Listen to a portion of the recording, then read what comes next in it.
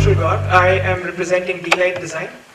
It's the world's largest distributor of solar portable lanterns. I want us to take a step back today while this line is coming up. Everybody today has talked about biomedical engineering. They've talked about how we can use applications in the digital era to further human growth and evolution.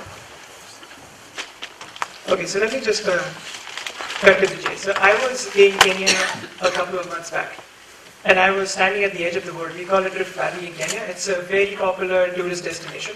Everybody takes a picture here because this looks like this is the end of the world.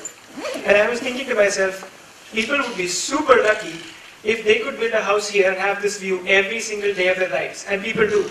People spend billions of dollars to make that happen. Now, if I were to turn around exactly 180 degrees, this is what you see. There are people living there in Africa who have this view but have nothing besides that. So these are people who are living on less than $1 per day, and we expect them probably to have equitable growth with us as the world is moving on. But the fact of the matter is that they are not. They are today surviving for basics such as access to energy. And when I say energy, I mean very basic energy like lighting.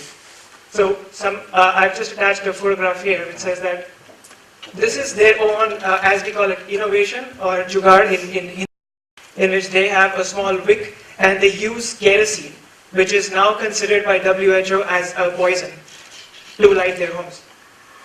What that does is if they're forced to sacrifice the same earnings of $1, they distribute it between lighting and food, lighting and children's education.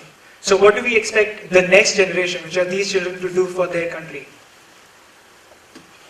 So as an experiment, while we were doing that research, we offered these same people a light, a solar light, which we made, and we asked them to try it for a week. This light was supposed to be 3 times as bright as kerosene lamp. So technically, it will completely remove the need for kerosene. And we let them have it without asking for anything in return. We said, why don't you use it? And tell us what happened. So just as a story, I captured a couple of instances when people were using it.